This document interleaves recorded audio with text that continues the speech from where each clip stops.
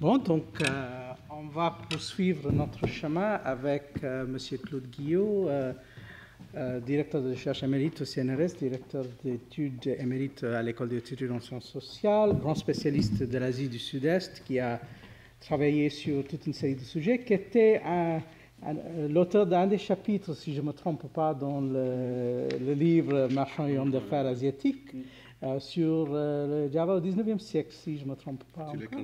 Oui. Voilà. Et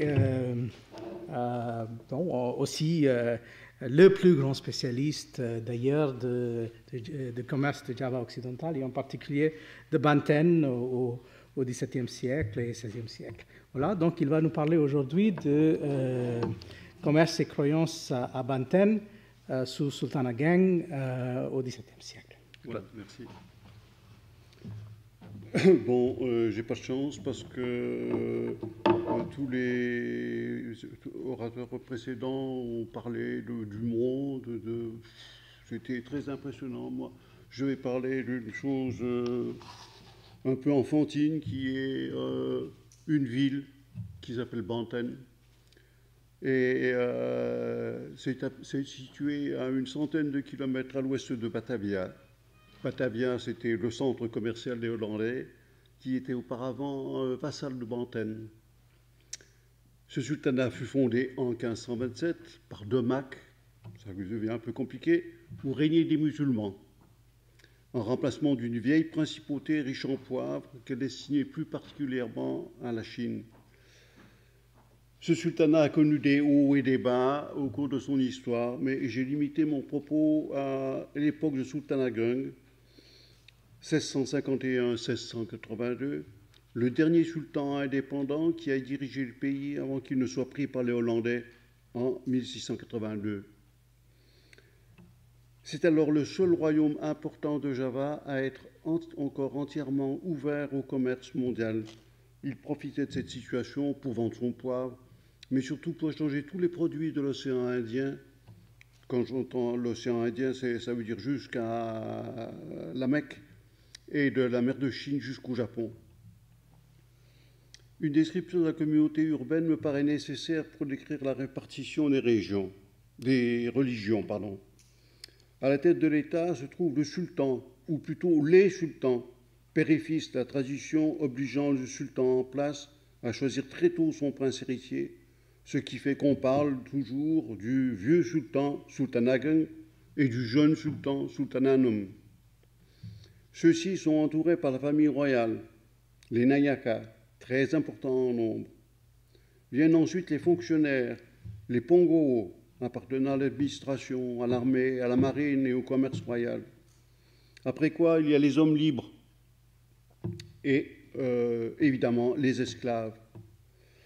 Les esclaves sont très nombreux, sans doute comme dans la proche Batavia, où en 1680, la ville qui comptait 30 740 âmes comprenait un total de 3 000 Néerlandais et Métis qui avaient à leur service un total de 15 785 esclaves.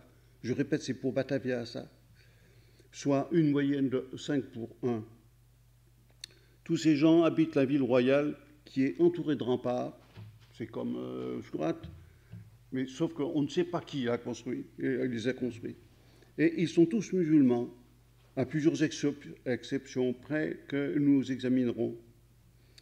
À l'ouest de la ville royale, séparée par une rivière, se trouve la ville dite chinoise qui abrite les fonctionnaires d'origine étrangère, tous chinois, chefs du port et du commerce, directeurs de la douane et chefs du poids public. Les commerçants chinois, plus tous les étrangers riches, entre autres les Européens, Hollandais, Anglais, Français, Danois, Portugais, qui ont là leur loge. C'est là que se décident toutes les grandes opérations commerciales sous l'autorité du chef du port, avec l'assentiment du sultan ou de son premier ministre. Ici, la situation religieuse est beaucoup plus ouverte. À l'est de la ville, un autre quartier pour étrangers, mais moins riche et plus industrieux. C'est le lieu d'habitation des Macassars, des Bouddhis, des Balinais, des Malais, en principe tous musulmans, mais aussi d'un certain nombre d'Indiens et de mariniers restés à Banten, après le départ de leur navire, sur la religion desquels rien n'est dit. Alors le vieux sultan, j'ai fait ça d'après les archives, hein, et c'est très drôle comme ça dépend des archives, mais les archives en question ne sont pas très loquaces sur la religion, mais c'est intéressant quand même. Le vieux sultan est un musulman convaincu et pratiquant. Il fait ses prières. Il a 4 femmes, dont il change souvent. Il ne boit pas de boissons alcoolisées, même avec les Européens. Il fait le jeûne, pas d'audience durant cette période. Il va à la mosquée le vendredi dans un bâtiment imposant construit au milieu de la cité. Dans sa nouvelle capitale, il fait construire 2 mosquées, parce qu'il va changer de capitale plus tard. Bon, il fait construire 2 mosquées, une pour les hommes, une plus petite pour les femmes. Il est contre l'usage de l'opium et du tabac qu'il interdit. Il ne mange pas de porc et invite les Européens à aller chasser le cochon dans sa nouvelle cour. Quand il est malade, il est entouré d'ulamas et lors de la prise de la ville, quand il est dans sa nouvelle capitale, tous les santris c'est les dévots musulmans, viennent prier tous les soirs pour la prospérité du sultan et le succès de ses armes. Il connaît et utilise à bon escient les fêtes religieuses. Il organise la circoncision d'un de ses fils le jour du Mouloud. Et on fête en grande pompe dans la ville la circoncision de 2 de ses fils. Mais le vieux sultan n'aime pas la cour et le tracas des affaires publiques. Il est prêt à aller finir sa vie comme ermite dans la montagne. Cette idée de retraite est très courante dans le pays depuis 2 siècles et fait penser à un certain roi de la montagne. C'est le nom que porte ce personnage dans les archives. Un certain roi de la montagne qui annonce qu'il est mahométan, mais vit heureux dans la montagne avec ses femmes et ses enfants, se nourrissant de ce que lui donne la nature, sans manger de poisson ni de viande. Seul entorse à la loi musulmane, quand on lui emprunte de l'argent, ce qui arrive très souvent parce qu'il fait une sorte de banque, ce qui arrive souvent, il prête, mais à un taux de 2% par mois. Ajoutons encore que d'après la tradition, c'est lui et lui seul qui doit prendre une décision pour beaucoup de cas pénaux. On a l'exemple de 12 Javanais qui sont condamnés à mort et tués après un incendie qui a brûlé la ville, et celui d'un Javanais et celui de 4 Macassars, qui sont eux aussi passés par les armes. Le cas du jeune sultan, maintenant, est plus difficile à saisir tant il a suscité d'incompréhension et de haine. Il semble prendre le contre-pied exactement de son père, alors qu'il est adolescent, et encore après. Il demande des animaux aux Européens qu'ils s'amusent à faire battre à mort entre eux. Il part dans les villages ou dans la forêt quelquefois pour plusieurs semaines sans prévenir quiconque. Sous l'influence de missionnaires musulmans, il veut se consacrer à la vie religieuse et devenir oulama. Il refuse toute implication dans le gouvernement, excepté si on lui donne les pleins pouvoirs, au point que son père, qui a reçu de la Mecque la nouvelle qu'il doit devenir son successeur, décide malgré tout de le faire déménager de la cour et de nommer à sa place son frère cadet comme futur roi de Bantène. Par la suite, il décide d'étudier le Coran et veut partir en pèlerinage à la Mecque. Il ordonne à ses gens de se vêtir.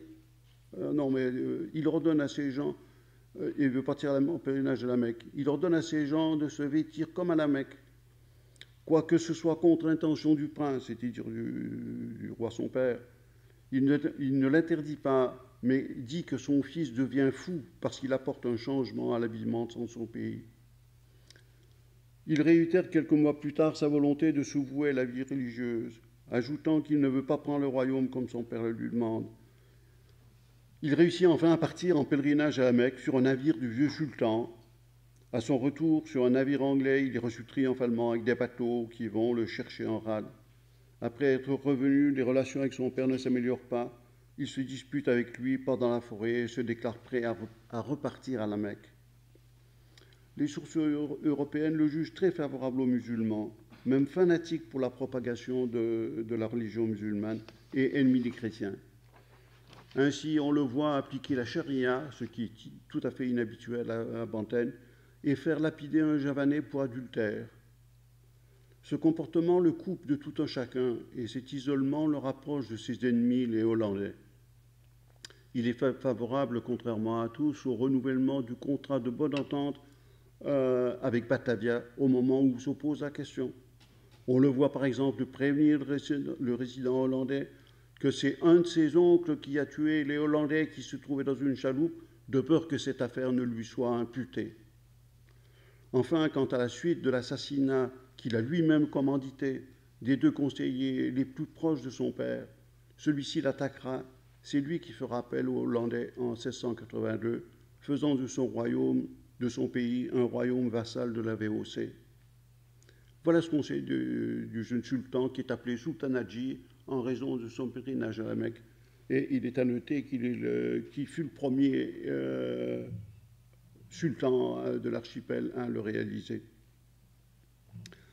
Les membres de la famille royale et les fonctionnaires sont aussi musulmans que les deux sultans. Ils dirigent un quartier de la ville qui possède aussi une mosquée et un prêtre.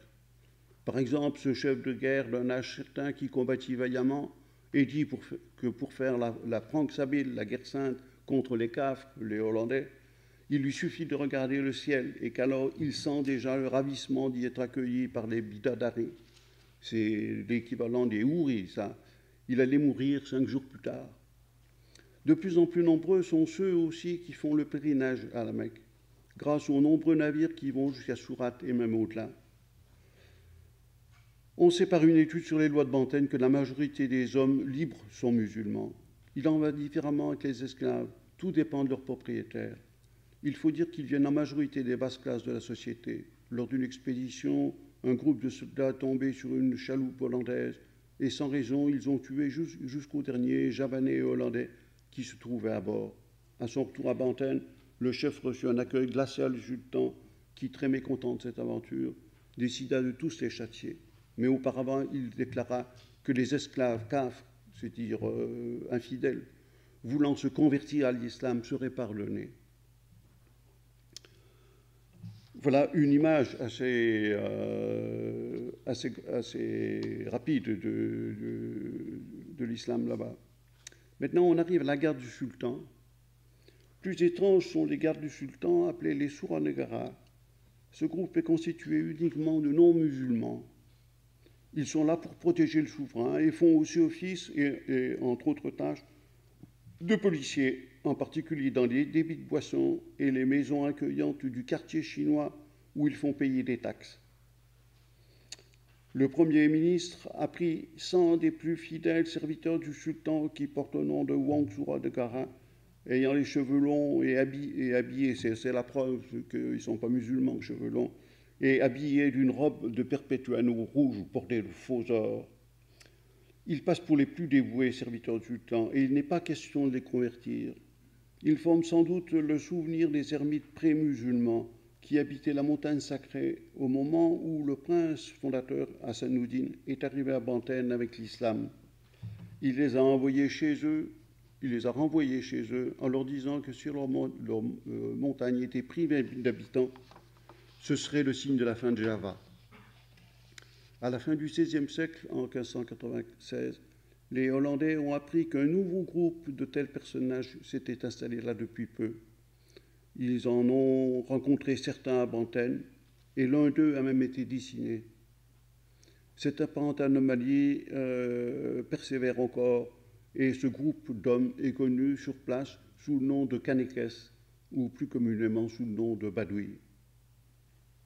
Donc Badoui, c'est une traduction vague de bédouin. Les Chinois.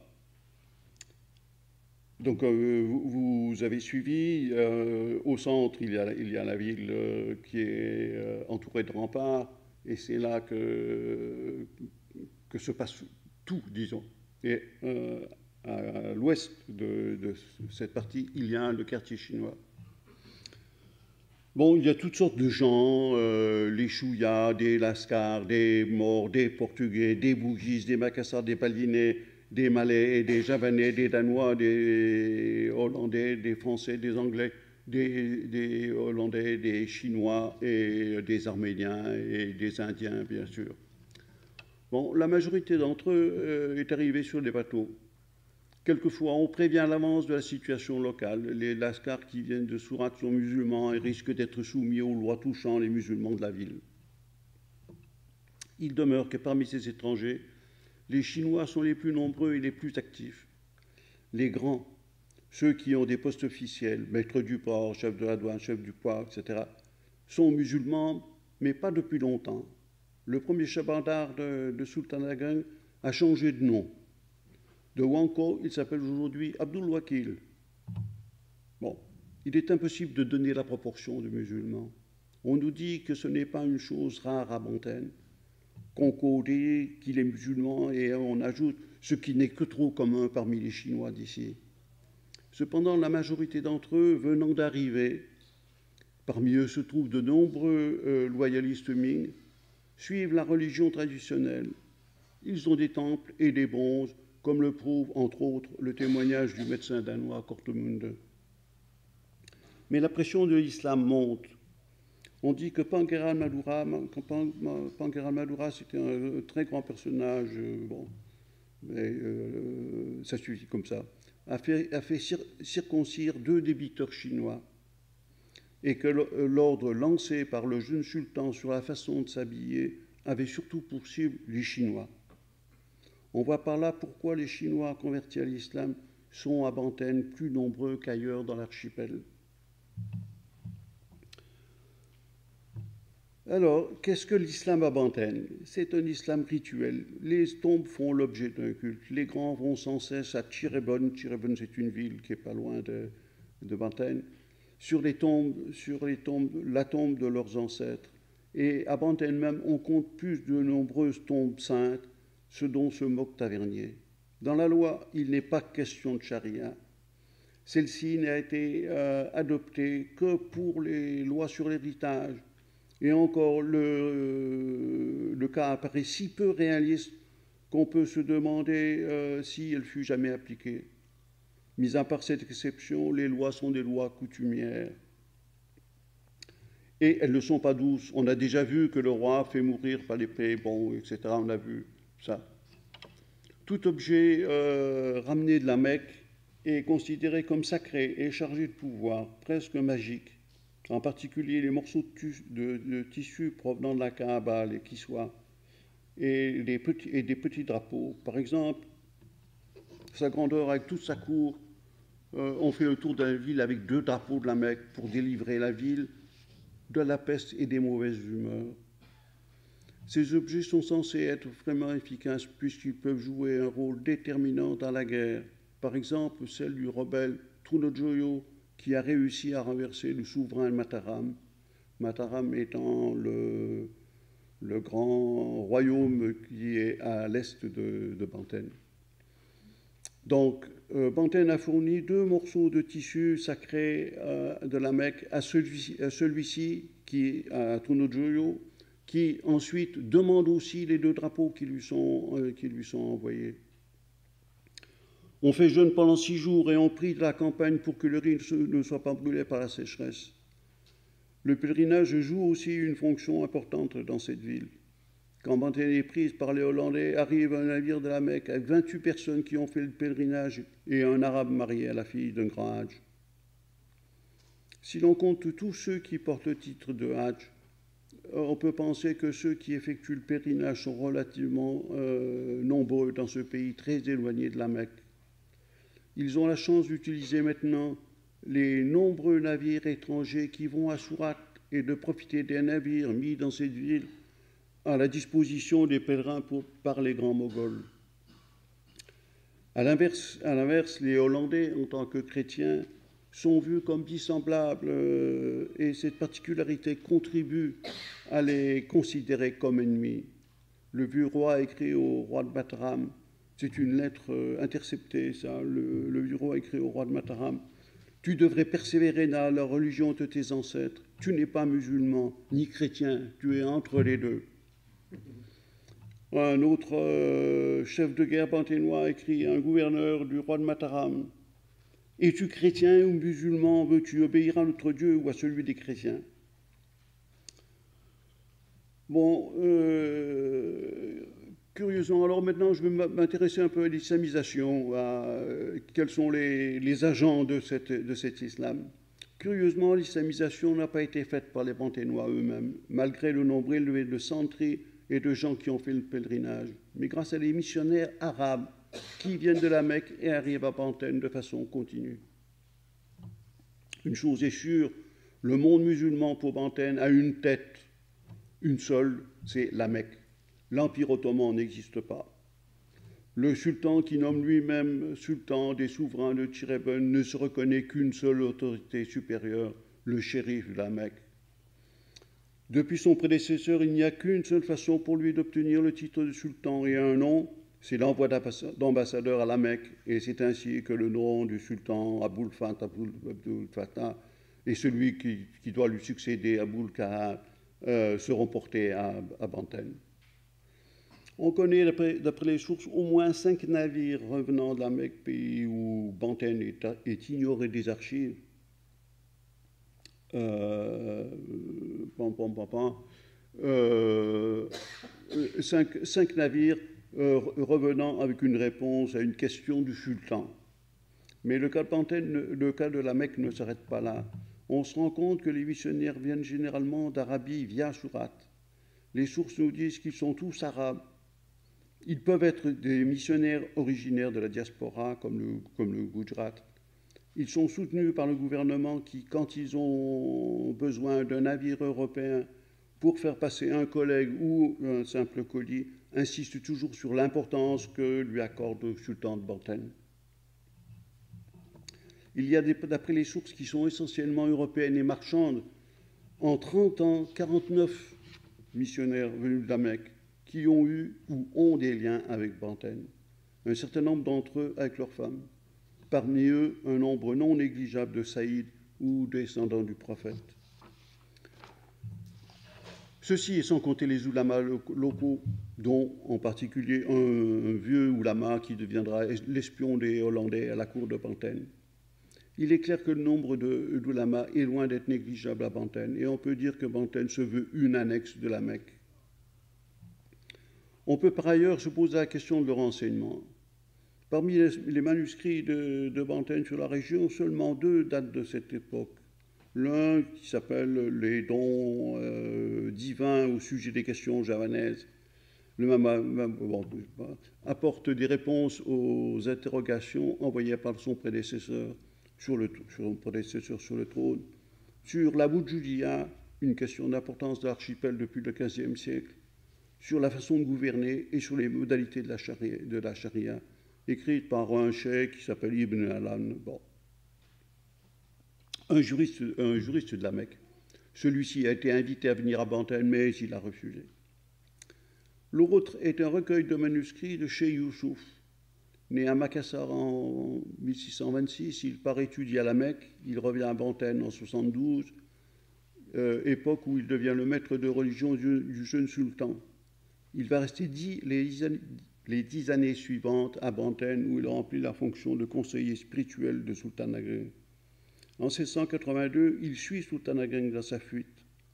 Il se rend après lui, au bout d'un an, aux Hollandais. Ceux-ci l'estiment trop dangereux pour le laisser à Java et l'exile à Ceylan. Il y demeurera 10 années jusqu'en 1694. Il sera ensuite exilé au Cap durant les 5 ans suivants, jusqu'à sa mort en 99. L'ensemble de cette vingtaine de textes sont brefs et en arabe, et aucun n'a été composé à Banten. Ils nous apprennent que Cheikh Youssouf est un soufi qui fait partie de plusieurs confréries, le Khalwatiya, la Naqshbandiya, et qu'il est un mystique. Mais il est aussi concerné par la situation politique, comme l'a montré son engagement dans la lutte contre les Hollandais. C'est tout ce que l'on a comme manuscrit sur la religion à Banten. Donc une qui répond à des questions relativement simples, et un autre, on n'ose même pas dire que c'est un manuscrit religieux, puisqu'il n'y en a aucun qui a été écrit à Banten. C'est tout ce que l'on a comme manuscrit sur la religion à Banten à cette époque. C'est dire qu'il n'y a pas d'ulama savant à Banten, ou plutôt que la population ne l'exige pas. Les Banténois sont relativement tolérants. Dans la ville chinoise, à l'embouchure de la rivière, il y a des musulmans, mais aussi des marins, et avec des religions variées du monde. Là, on trouve des cabarets où l'on peut boire de l'arak et même rencontrer des femmes faciles. Les Chinois y ont leur temple avec les bonzes. Ainsi, quand le chef de la loge française, Guilaine il s'appelle, arrive à Abantène, il demande à leur exemple au sultan le droit d'avoir une chapelle et un aumônier. Cette demande correspondait à une nouveauté, car auparavant, on ne souffrait pas à Abantène que les missionnaires, les prêtres et les religieux passants y établissent de résidence fixe. Sultan Ageng lui donna la permission par écrit, non seulement pour avoir un aumônier et faire construire une chapelle, mais aussi pour que sa maison servît de retraite et d'asile à tous les prêtres et religieux qui passeraient par Banten. Il en profitera largement, puisqu'en 7 ans, c'est 25 prêtres qui seront hébergés à la loge française. Vous vous demandez peut-être comment je connais le chiffre de 25 d'après des archives qui sont un peu journalières. C'est que les Hollandais étaient, disons, assez terribles sur les prêtres. Bon, donc, ils notaient qui étaient là. 3 d'entre eux vont faire des séjours assez longs. L'un, Antonio de Jésus Fernandez, l'aumônier de Guilaine, restera à Banten 6 ans, presque aussi longtemps que le résident de la loge. Les 2 prêtres français seront laissés 3 ans à Banten par un conflit entre la France et les Pays-Bas. L'un d'eux parlait aisément le malais et connaissait le javanais pour les choses communes. Il fréquentait des sentries, docteurs ou prêtres. Il écrit que dans leur loi religieuse, ils sont assez ignorants et ils n'en connaissent guère quelques coutumes dont l'usage est continuel. Et il termine en affirmant qu'il est nécessaire de connaître la langue arabe et le Coran, car les termes dont ils se servent en matière de religion sont tirés de cette langue. On peut dire que le vieux sultan montrait un certain respect pour ses missionnaires.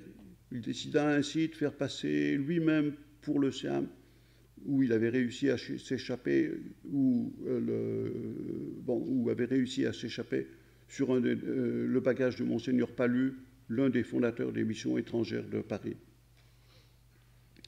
Alors maintenant se passe la question des enfuis de Batavia. Alors je commence avec les esclaves. Ces esclaves de Batavia sont très nombreux et se sauvent en quantité à Banten, pensant que leur vie sera meilleure. Il est dit que les esclaves de Batavia qui viennent à Banten arrivent sans cesse et en grande troupe. L'affaire est toujours la même. Batavia les réclame, mais Banten répond qu'on ne peut pas mettre un mort entre les mains d'un kaf. Kaf, ça veut dire infidèle. Ainsi, le Premier ministre, Cayario, il s'appelait comme ça, le Premier ministre en fait une fois circoncire 80 qu'il fait partir dans la montagne. Une autre fois, il refuse de rendre les esclaves échappés de Batavia, sauf en cas de réciproque. Après quoi, il en rend 80, mais ajoute la source hollandaise, les 200 qui ont été circoncis doivent être utilisés à son service. Sur la fin du royaume, le vieux sultan écrit à son fils, qui par peur des Hollandais commence à réagir positivement à leurs souhaits, qu'il ne faut pas rendre les enfuis de Batavia à Banten, libres ou esclaves, s'ils sont convertis à la foi mahométane. Il n'est pas question de faire une évaluation de ces conversions forcées, mais les sources sont remplies de ces cas qui apparaissent aussi dans les traités de paix, ce qui tendrait à prouver qu'elles étaient fréquentes. Les renégats maintenant, pour se dégager des contraintes de leur compagnie ou pour toute autre raison, la solution pour les marins est d'aller chercher une plus grande liberté dans l'approche bantaine. Il leur suffit pour cela d'aller dans cette ville, d'y chercher un grand personnage et de se faire musulman. Dans les sources, on a une 50aine de cas. Là encore, mais ça ne veut rien dire. Là encore, il n'y a pas moyen de les renvoyer à cause de la loi musulmane qui interdit de les rendre à une autorité non musulmane. On a le plus souvent dans les sources le cas de convertis qui regrettent leur acte. Par exemple, on leur raconte que le sultan lui-même lui a coupé les cheveux, qu'il s'appelle désormais Abdul Rahim, c'est-à-dire celui à qui Dieu a montré sa clémence, qu'il a été circoncis et qu'à cette occasion le sultan a offert un grand repas. Depuis sa circoncision, il n'a pas connu le repos et demande aux prédicants de retrouver le droit chemin. En général, après un temps plus ou moins long, ces renégats prennent un bateau vers une autre destination. Ces conversions deviennent assez courantes. Un polisseur de diamants est demandé par le sultan de Banten Batavia hésite et l'envoie, mais on garde à Batavia sa femme et ses 2 enfants pour être sûr qu'ils reviennent. Il s'agit certes de cas isolés touchant des hommes appartenant aux compagnies ou à des particuliers, mais on peut penser que leur nombre n'était pas négligeable malgré la vigilance des autorités. Quand le jeune sultan eut la maîtrise de Bantigny, il rendit ses renégats, sauf ceux dont il avait besoin, entre autres Cardel, un maçon qui lui avait construit un palais fortifié, et Jacob de Roy, un soldat qui était le seul à rester avec lui dans son palais assiégé par son père. Quand le vieux sultan lui fut fait prisonnier, on comptait encore autour de lui 10 Hollandais qui étaient rasés et habillés à la javanaise, et un certain nombre d'Anglais. Nul doute que leur nombre n'est pas représentatif de la réalité et que beaucoup ont déjà pris un navire particulier ou non pour aller ailleurs. Il y a 2 véritables guerres entre Banteng et Batavia durant le règne du sultan Agong. La première en 1659 et la deuxième 20 ans plus tard en 1679. La première est une guerre âpre qui se déroule avant tout sur terre, les Javanais sachant que leurs ennemis maîtrisent les mers. Tous les hommes participent, les plus grands personnages prennent part, militaires, même civils, comme le Premier ministre, et même les oulémas qui donnent une note religieuse aux affrontements. C'est ainsi qu'on voit à Saïd Ali, un religieux qui vient de la Mecque, très présent sur le terrain. Il vient prononcer une prière avant le combat, et même un jour veut aller se battre à l'épée.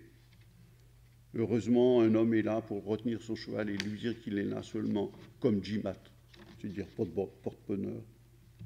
La Sudjara Baten, qui rapporte ces informations, se termine sur une description de la Pranksabile ou guerre sainte. Elle en donne les règles et même sa traduction arabe. Ces informations signifient peut-être l'émergence récente de ce concept. En revanche, dans les années qui vont suivre, des ambassades sont envoyées de part et d'autre pour signer un autre traité de paix, si bien que la guerre n'est pas encore vraiment active. Cependant, les conditions hollandaises sont exigeantes. Le jeune Hollandais les remplit toutes. Le jeune sultan les remplit toutes. Renvoie des esclaves et de la plupart des renégats au grand désespoir de son père. Conséquence, le fils, poursuivant son propre destin, se retrouve seul dans son château, assiégé par les troupes de son père, avec 2 renégats hollandais seulement. Dans cette situation critique, il envoie un message à Batavia pour demander de l'aide. Batavia, saisissant l'opportunité ainsi offerte, accède immédiatement à cette requête. Le jeune sultan, qui hier encore passait pour un musulman fanatique, devient un doux allié des Cafres hollandais. C'est son père qui va devoir suivre la guerre autrement, avec un cheikh Youssouf tout-puissant. Dans le contrat signé par le jeune sultan, il est clairement stipulé que tous les étrangers doivent quitter Banteng. Je répète, il est clairement stipulé que tous les étrangers doivent quitter Banteng et ne pas y revenir, et que le poivre serait acheté uniquement par les Hollandais. L'islam à Banteng au XVIIe siècle est une religion encore nouvelle. Elle a moins de 150 ans depuis la fondation du sultanat. Les gens de Banteng sont musulmans, et cela compte déjà comme un marqueur d'identité. La pression due à la religion ne s'exerce qu'à l'intérieur de la société bantenoise et dans les opportunités que leur offrent les Européens avec leurs esclaves et renégats. C'est une religion de rituel très influencée par les Arabes, par des Arabes qui n'écrivent pas. Et s'il est question de Pranksabile, de guerre sainte, c'est à coup sûr une façon de décrire autrement la lutte contre les ennemis. En un mot, le commerce a eu des conséquences minimes, n'a eu que des conséquences minimes sur les croyances à Banteng. Il n'empêche que par volonté des Hollandais, maintenant qu'il ne lui est plus possible de naviguer vers le Proche-Orient autrement que sur leur navire, Banteng deviendra un centre musulman local qui n'accueillera plus d'oulémas étrangers et qui pourra envoyer moins de pèlerins et beaucoup mieux contrôlés.